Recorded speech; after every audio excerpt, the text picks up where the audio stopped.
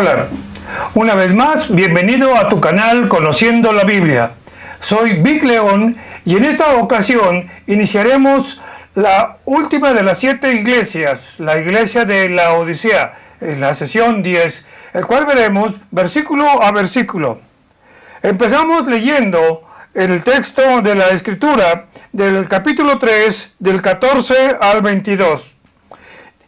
Y escribe al ángel de la iglesia en la Odisea: He aquí el Amén, el testigo fiel y verdadero, el principio de la creación dice esto: Yo conozco tus obras, que ni eres frío ni caliente. Ojalá fueses frío o caliente. Pero por cuanto eres tibio y no frío ni caliente, te vomitaré de mi boca. Porque tú dices: Yo soy rico y me he enriquecido y de ninguna cosa tengo necesidad. Y no sabes que tú eres un desventurado, miserable, pobre, ciego y desnudo. Por tanto, yo te aconsejo que de mí compres oro refinado en fuego para que seas rico, y vestiduras blancas para vestirte y que no se descubra tu vergüenza de tu desnudez, y unge tus ojos con colirio para que veas. Yo reprendo y castigo a todos los que amo. Sé pues celoso y arrepiéntete. He aquí, estoy a la puerta y llamo. Si alguno oye mi voz y abre la puerta, entraré a él, cenaré con él y él conmigo. Al que venciere le daré que se siente conmigo en mi trono, así como yo he vencido y he sentado con mi Padre en su trono. El que tiene oído, oiga lo que el Espíritu dice a las iglesias. Iniciamos con el estudio y análisis verso por verso de esta iglesia. Vamos a ver la iglesia de la Odisea, conocida como la iglesia arrogante o la última iglesia. La Odisea fue fundada por Antíoco II allá por el año 240-265, nombrada así en honor de su esposa, la Odisea precisamente. Conocida anteriormente esta ciudad como Diospolis, es decir, la ciudad de Zeus o del dios Zeus, también conocida como Roas. La Odisea llegó a ser una ciudad más rica de la zona de Frigia o de Asia Menor, gracias a que fue un centro bancario importante. También poseía una excelente tierra fértil y por tanto ahí había ricos pastos ideales para la crianza de las ovejas. Los ganaderos de esa zona lograron conseguir la producción de excelente lana negra que se caracterizaba por su suavidad y brillantez, lo que produjo gran demanda comercial. También esta localidad era poseedora de una afamada escuela de medicina establecida en conexión con el templo de Menkaru, deidad de la sanidad, llegando a producir en esta escuela un ungüento con propiedades curativas ópticas, es decir, para los oídos. También tenía o era famosa por un colirio para algunas enfermedades de los ojos. Gracias a la riqueza de esta localidad, sus habitantes procuraban los placeres mundanos. Se caracterizó esta ciudad por sus grandes, lujosas y suntuosas mansiones, sus grandes y monumentales teatros. Algunos dicen que tenían 3 suntuosos teatros. Tenía un estadio y tenía un hipódromo. Para la gente común tenía sus baños de aguas termales, baños públicos y otros servicios incluidos en esas zonas. Aparte, tenía una feria comercial cada año. Tal era el poder económico de la Odisea que cuando sufrió un terremoto logró levantarse por sí mismo sin la ayuda de Roma. Esto ocurrió aproximadamente en el año 60, en la época de Nerón. Curiosamente, el contexto espiritual a esta iglesia no registra que haya persecución o que existan herejías dentro de esa iglesia o problemas internos o adversarios. Tampoco se menciona algún grupo de cristianos fieles. Sin embargo, se resalta la tibieza y diferencia espiritual de esta iglesia. La historia dice que esta ciudad fue destruida en el 1402 después de Cristo por Temur, un guerrero turco-mongol, y de esta ciudad solo quedan escombros. Y aquí cabe la pregunta: ¿Dios acaso retiró su candelero? Esta ciudad también se caracterizó por ser residencia de los nuevos obispos. Recordemos que en la iglesia de Tiatira surge de manera abierta el romanismo o la religión de Estado gracias a Constantino. Y ahí dicen que en este lugar, en la Odisea, se asentaron estos nuevos obispos cuya vida se caracterizaba por la opulencia, pero también por la vida disoluta. También cabe esta pregunta: ¿nace aquí la jerarquía católica? Algunos dicen que sí.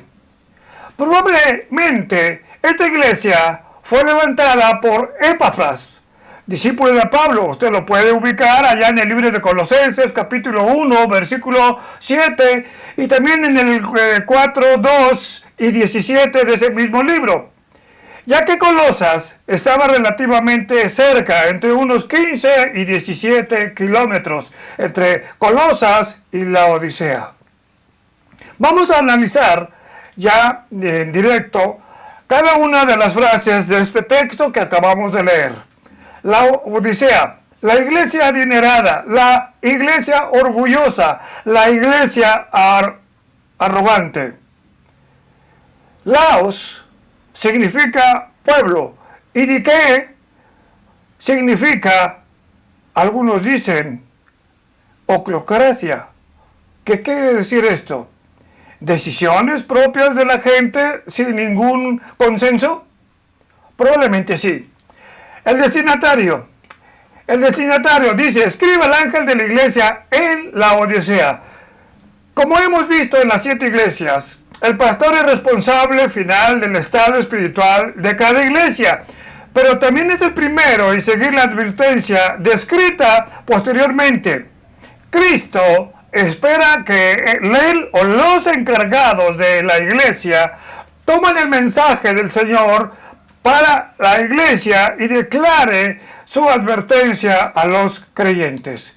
El remitente es Jesucristo.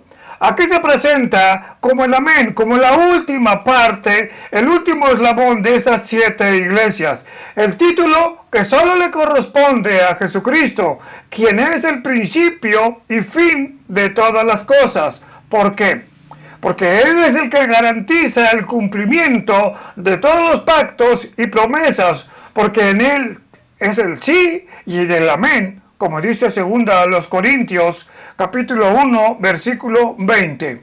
También Jesucristo se presenta como el testigo fiel, igual como lo hizo en Apocalipsis 1:5. Fiel por su confianza, fiel porque es alguien digno de confianza. También se presenta este remitente como el testigo verdadero, es decir, en contraste a los miembros de esta iglesia. Dice Números 23:19 que él no es hombre para que mienta, ni hijo de hombre para que se arrepienta.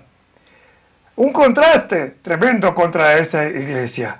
Pero también se presenta Jesucristo como el principio de la creación, del griego ktisis, quiere decir el principio creador.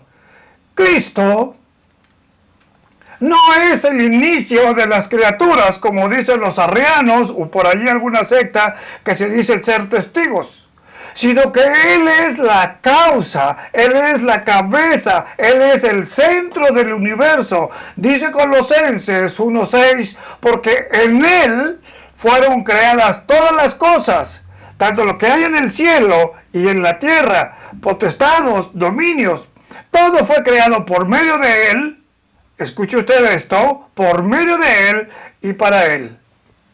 Probablemente Jesucristo deja un testimonio con respecto a esto de ser el principio de la creación, porque probablemente en esta localidad de la Odisea tendrían otro testigo, pero ese no era el principio creador. La aprobación para esta iglesia.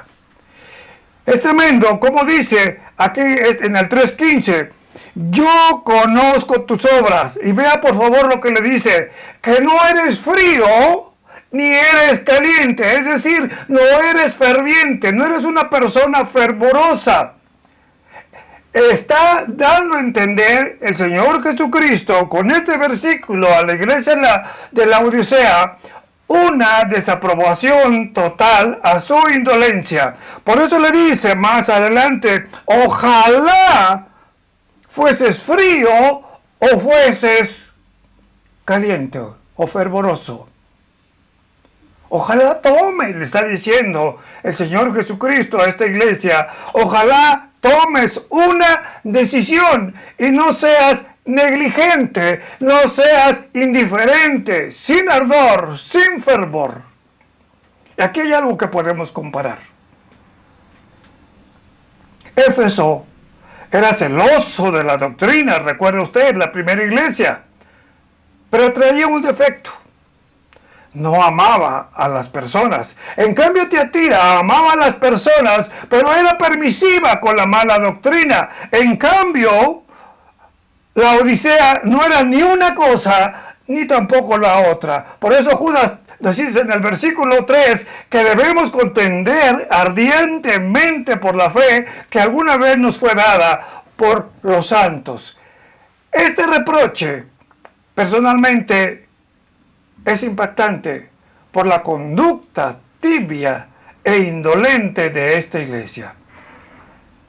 ¿Cuáles son las obras características de este tipo de iglesia? Primeramente, le está diciendo a esta iglesia que no tiene prioridad, o más bien que tiene prioridad esta iglesia de la Odisea, por los rituales, por las ceremonias, por los programas, por los métodos. No está mal tener programas o métodos, sin embargo, cuando esto forma la prioridad, para volverse aceptos delante de Dios, ya perdió el objetivo, ¿sí? Había tibieza en esta iglesia para proclamar a Jesucristo como Dios, tibieza en la enseñanza de la palabra, tibieza en la proclamación del evangelio, porque nada más vivían allí encerrados como un mero club social. Tenían tibieza en las misiones, tenían tibieza en la vida santa, tenían tibieza y en el sacrificio por la obra de Dios, en el compromiso con Dios y con la iglesia. Tenían tibieza en dar y apoyar en las actividades de la iglesia, tibieza en el testimonio, tibieza en el estudio de la palabra. Pero sobre todo, sacrificaban la verdad por la amistad. Me recuerdo que alguna ocasión alguien dijo a un pastor, pastor, tenga más amor y menos doctrina. Ahí está un ejemplo de lo que hoy actualmente hace la iglesia de la Odisea. La descripción de esta iglesia señala a personas que se dicen cristianas, pero que solamente asisten a los cultos para aquietar su conciencia, tan solo para sentirse aceptados delante de Dios. Infortunadamente, estos cristianos son los que más se enojan con Dios. Creo que mejor estaría que no dijeran que son cristianos.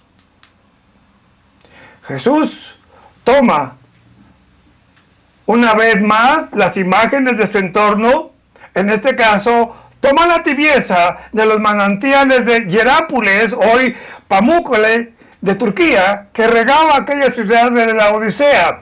Y dichos manantiales, desde su origen, eran agua tibia, no proporcionaban agua potable, como tampoco sus aguas eran o tenían propiedades terapéuticas como ellos creían. Tibio, aquí lo que está diciendo es que eran personas sin un uso adecuado, sin eficacia. La denuncia que le hace el Señor Jesucristo, según el versículo 16, por cuanto eres tibio y no frío ni caliente, por cuanto eres una persona repulsiva a Jesucristo, por cuanto eres indiferente, sin eficacia, por cuanto la temperatura espiritual de esta iglesia ha menguado, tanto en su comunión con el Señor como con los hermanos y en su trabajo de testificación, el Señor le está diciendo a esta iglesia, me provocas náuseas.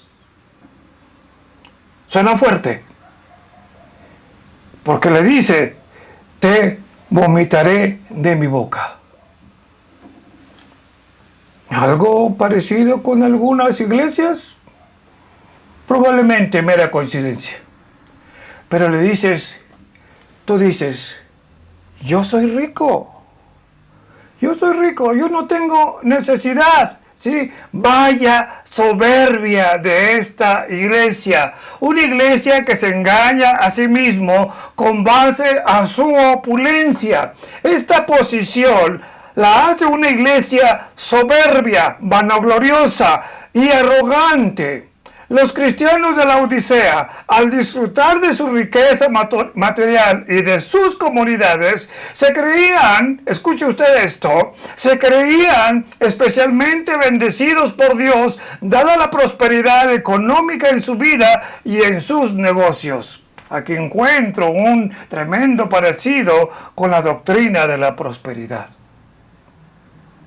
Y le daban gracias estas personas de esta iglesia como los antiguos Asherim Betorah, es decir, los prosperados de la ley, como lo hacían aquellos antiguos fariseos en la época de Jesús, que se jactaban estos fariseos. Tal vez usted recuerde aquel texto de Lucas 18, 11 y 12, que aquel fariseo que le gustaba orar en público, que vieran cómo oraba, y él más decía, ayuno 2 veces y guardo todo mi diezmo hasta aún del comino. Fariseos.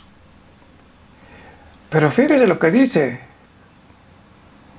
De ninguna cosa tengo necesidad, le decía esta gente. Eran tremendamente autosuficientes y orgullosos.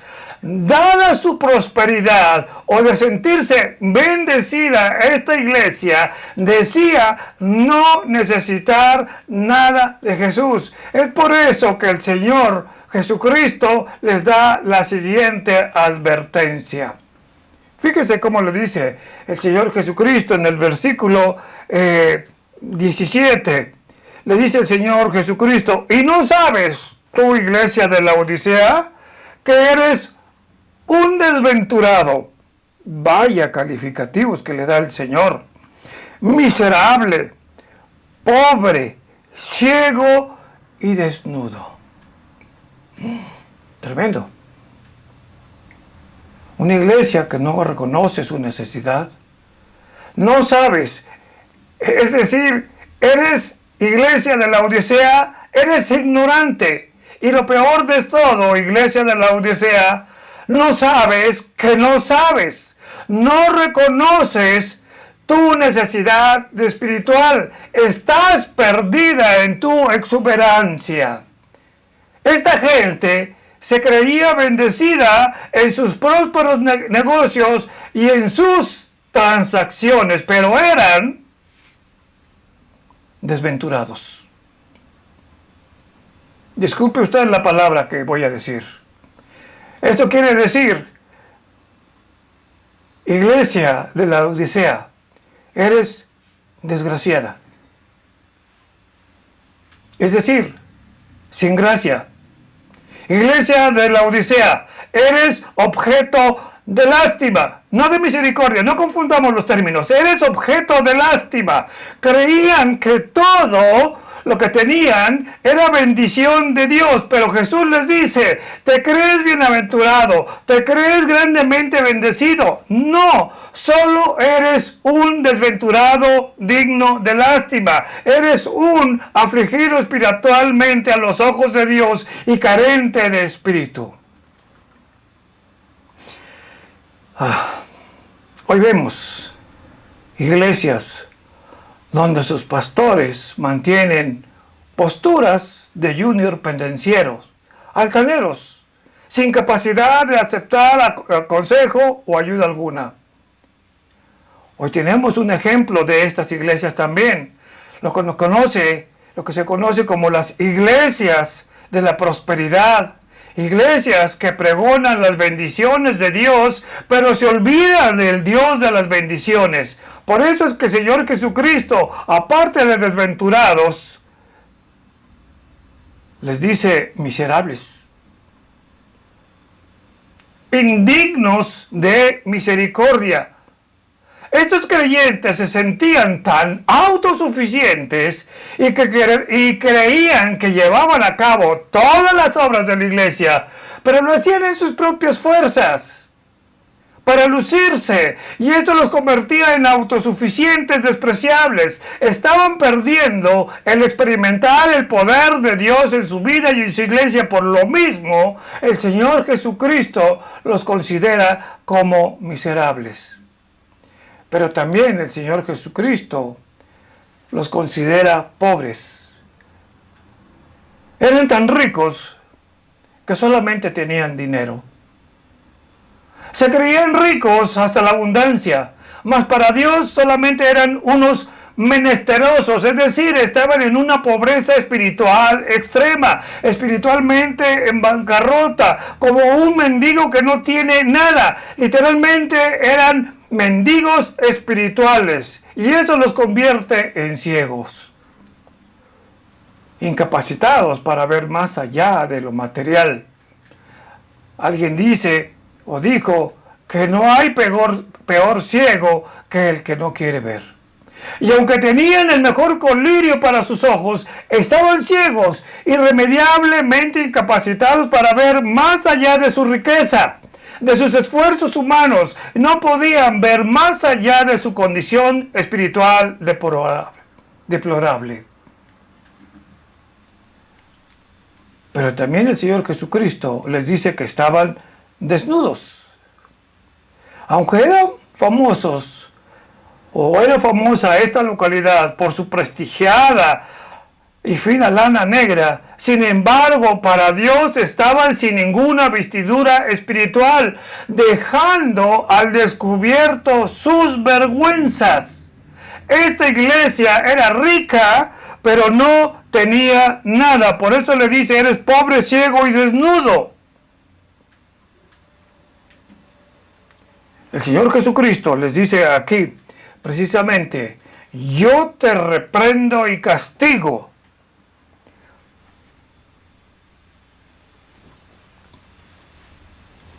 He sabido que el padre que ama a su hijo lo disciplina, y esto es una esperanza, porque dice la palabra de Dios en el libro de Hebreos que Dios al que ama lo disciplina. Todavía que hay algo de amor para esta iglesia. Castiga a esta iglesia si es necesario para que el hijo regrese al camino correcto. Es decir, Jesús aún tiene compasión por esta iglesia, y un juicio justo es un castigo o premio según sea el caso. Esto trae a memoria algunas iglesias que he conocido, donde sus miembros son tibios, poco comprometidos con un pobre testimonio de Cristo, que buscan ser amables y no ofender a la gente con la predicación expositiva o confrontativa de la palabra de Dios. Incluso he escuchado cuando hay predicaciones así de fuerte, le dicen al pastor, pastor, no hable del pecado porque la gente se ofende, tampoco del infierno porque se asustan. Hable de más amor, de menos doctrina. Otros miembros son temerosos y débiles, y otros dicen que el lugar para profesar el cristianismo es en la congregación, y que los asuntos cotidianos, los asuntos de la vida diaria, los asuntos del mundo tienen otro ámbito.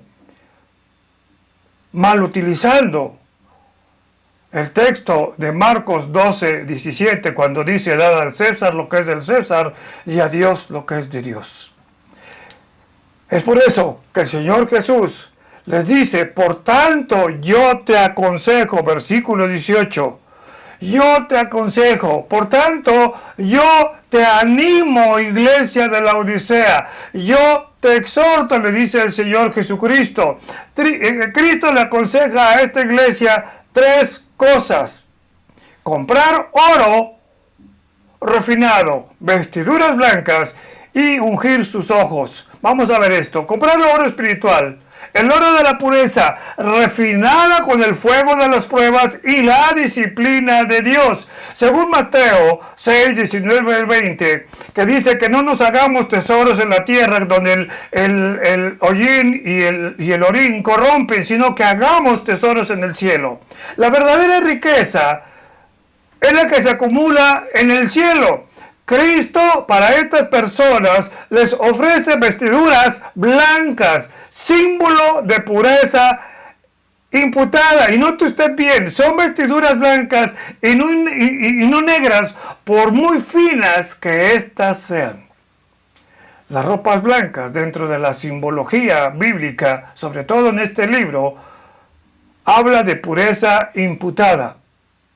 El propósito de este ofrecimiento es para que no se descubra la vergüenza de la desnudez cuando Jesucristo regrese en su segunda venida. También Cristo le ofrece un mejor colirio, no como el de la escuela famosa de ellos, sino un colirio mejor para que vean las cosas del Señor. El significado de este colirio indica la capacidad dada por Dios para ver las cosas espirituales. Por eso, y con base a eso, le dice el Señor Jesucristo: sé celoso y arrepiéntete. Ten celo. Deja de ser frío. Sea ardiente. El ardiente habla de alguna persona, en este caso fervorosa, que tiene celo por la palabra de Dios, por la sana doctrina, por la enseñanza. Sé pues celoso y haz cambios en tu vida. Para estas personas hay una promesa. Le dice el Señor Jesucristo: he aquí, estoy a la puerta y llamo. Si alguno oye mi voz y abre la puerta, entraré a él y cenaré con él y él conmigo. Te estoy esperando, le estáis diciendo. He aquí, estoy a la puerta, te estoy esperando. Todavía hay tiempo, le está diciendo a esta iglesia. Y cuando tú te decidas, voy a entrar a tu vida. Si es que obedeces, si oyes y abres la puerta, habrá esa comunión. También dice, cenaré con él. Quiere decir que el Hijo con la persona que ha recibido a Jesucristo como su Salvador tendrán esa convivencia. Y ya con estos elementos, le dice el Señor Jesucristo, al que venciere, será participante de la realeza de Jesucristo. ¿Se acuerda usted de aquella promesa que dice, y serán reyes y sacerdotes? Aquí lo está una vez más confirmando el Señor Jesucristo. Aunque este versículo seguramente lo hemos escuchado como parte de los tratados o eventos evangelísticos, sin embargo, su aplicación es un poco más amplia. Si somos honestos, la puerta a la cual está llamando nuestro Señor Jesucristo no es tan solo la puerta del corazón, aunque lo incluye, sino que está llamando a la puerta de una iglesia. Y esto personalmente me es conmovedoramente triste. ¿Por qué? Ver al Creador, ver al Sustentador, ver al Hijo de Dios tocando la puerta humildemente para entrar a una iglesia donde él no ha sido considerado.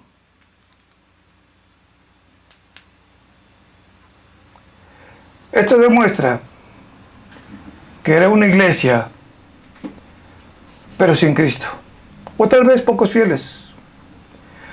Por supuesto que esta invitación es a reconocer como Jesucristo como Salvador personal.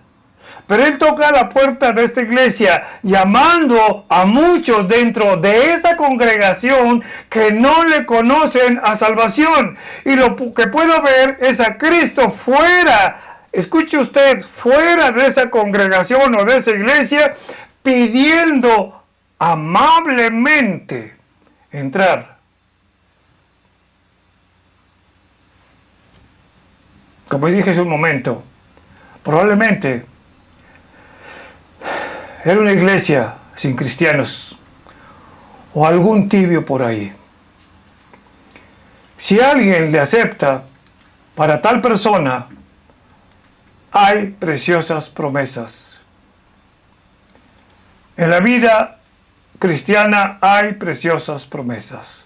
Cuando una persona escucha la voz de Cristo y abre su corazón, Cristo ingresa a la vida de esa persona, ocasionando grandes cambios espirituales en la vida de tal individuo. A la vez, el Señor Jesucristo le viste con vestiduras blancas, le calza, le da representatividad y le da un lugar en el cielo. Tal vez usted ha escuchado la parábola del hijo pródigo, cuando regresa todo derrotado y abollado con su padre. El padre le recibe, le da una túnica nueva, le da un calzado nuevo, indicando que ha dejado de ser esclavo, le da representatividad. Es cuando le pone el anillo y le da un lugar en su casa, en este caso el lugar en el cielo. Una vez más, vemos que nuestro Señor Jesucristo toma del entorno para dar una lección a esta iglesia en cuestión. Recordemos que la Odisea era un lugar famoso por su centro financiero, por sus telas de lana negra, por su escuela de medicina, por su colirio para los ojos, famosa por su poder de sobreponerse a los desastres naturales con sus propios medios, ya que en este lugar era proclive a los sismos. Por tanto, esto influyó en el carácter soberbio, orgulloso y arrogante de esta localidad. Pero de manera magistral, el Señor Jesucristo derrumba esos argumentos y acierta con decirle: tendrás todo el poderío económico, serás una persona resiliente en lo más alto, pero solamente eres un desventurado, un miserable, un pobre, un ciego y desnudo. Por eso el Señor Jesucristo les invita a que de Él compren oro refinado de la fe, se vistan con vestiduras blancas de justicia y unjan sus ojos con el colirio espiritual para poder ver a Dios, que es mucho más de lo que ellos poseen. Es innegable que esta iglesia aquí descrita se relaciona por su gran parecido con la iglesia actual. Una iglesia que vive con lujos, con riqueza, que en ocasiones estos lujos y riquezas o excesos llegan a ser ofensivos. Iglesias donde sus miembros se dedican más a los negocios dentro de la congregación, a la política, a sus recreaciones, donde el culto parece más un club de industriales, donde la asistencia al culto se convierte en una pasarela y que solo le falta la alfombra roja, donde los grupitos de hermanos se definen por las marcas de ropa o por el código postal. Iglesia cuyos miembros, en un afán presuntuoso disfrazado de piedad, solo se dedican a exhibir las bendiciones de Dios, pero olvidándose del Dios de las bendiciones. cristianos que portan una corona corruptible en vez de llevar la cruz de Cristo, dando su vida, en este caso por sus negocios, por su trabajo, por un puesto político o por lo que sea, y que a Dios solo le dan las obras. Cristianos que acumulan riqueza para su vejez, pero que para la vida eterna solo abonan madera, heno y hojarasca. Pero gracias a Dios por su misericordia, Cristo aún sigue esperando a los que deseen cambiar. Jesucristo sigue tocando a la puerta y que alguien arrepentido abra las puertas del corazón. Él no tiene ninguna necesidad de hacer esto, porque Él es Dios. Sin embargo, en su amor, en su inmenso amor, hace una llamada de atención con el deseo de encontrar un corazón que le reciba. ¿Será el tuyo acaso? Solamente tienes que pedirle perdón por tus pecados, reconocerte como pecador y pedirle que entre a tu corazón como tu Señor y Salvador. Notemos que Él no está pidiendo entrar a un local, aunque lo incluye, por supuesto. Él está llamando a la puerta de tu corazón. Imagínate el Rey de Reyes, el Señor de Señores, el que hizo todas las cosas, llamando y esperando que un plebeyo, que un mendigo se digne a abrirle el corazón para que Jesucristo entre a tu vida. En verdad, qué honor.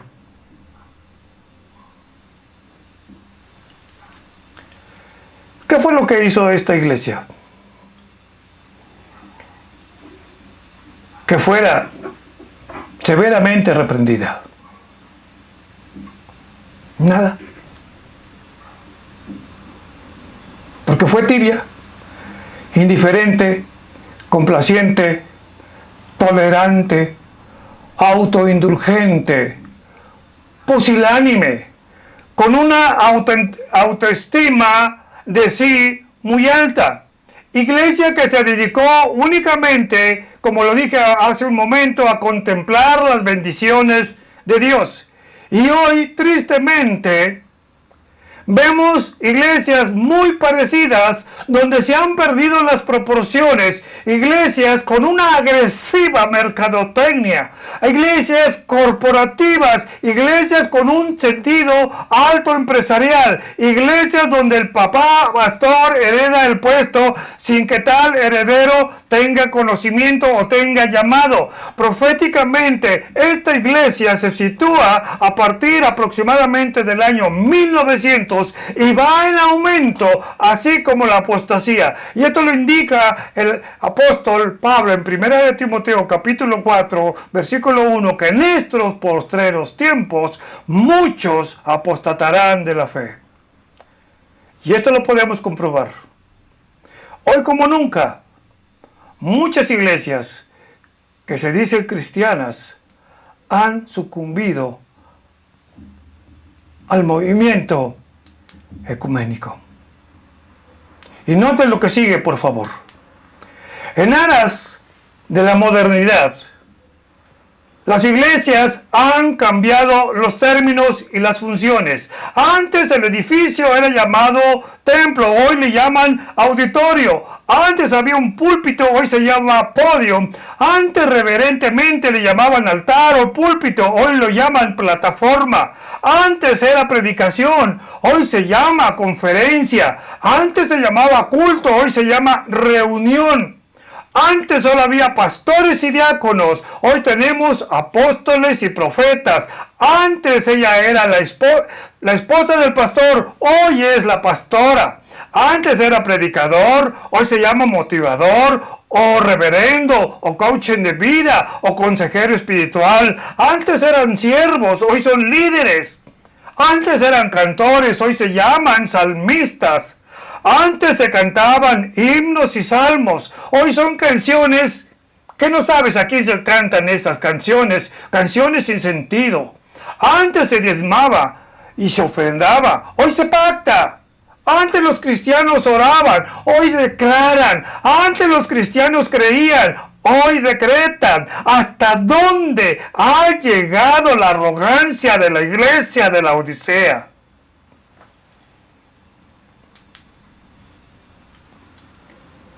Las 7 iglesias nos presentan un cuadro físico de todas las iglesias a través de los siglos, desde que se fundó por el Señor Jesucristo hasta cuando Cristo venga. La iglesia de Éfeso tenía doctrina sana, pero deficiente en su primer amor. En Éfeso, las primeras obras fueron más grandes que las últimas.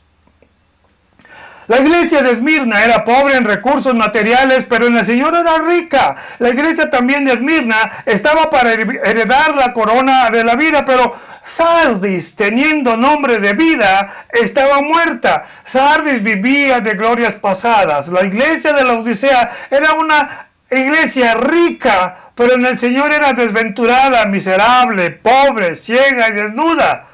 La iglesia de Pérgamo era fiel en la persecución, pero deficiente en la disciplina. La iglesia de Tiatira dice que sus últimas obras fueron más grandes que las primeras. Y de Sardes, ni las primeras obras, ni las últimas eran agradables a la vista de Dios. En cambio, la iglesia de Filadelfia ardía en fervor, mientras la iglesia de la Odisea ni fría ni caliente. En cada una de estas 7 cartas llama a cada iglesia a tener una vida victoriosa y de entrega. Pero también en cada una de estas iglesias, a los vencedores de estas iglesias, hay recompensas y galardones. A los de Éfeso, el Señor les promete el fruto del árbol de la vida. A los de Esmirna, el Señor les promete la corona de vida. A los de Pérgamo, el Señor les promete el maná del cielo, el maná escondido. A los de Tiatira les promete autoridad sobre las naciones. A los de Sardis les promete vestiduras blancas. A los de Filadelfia les promete que serán columna en el templo de Dios. A los de la Odisea les promete sentarles en su trono. El hecho que el Señor Jesucristo promete algo distinto a cada una de estas iglesias vencedoras no quiere decir que esto es limitativo.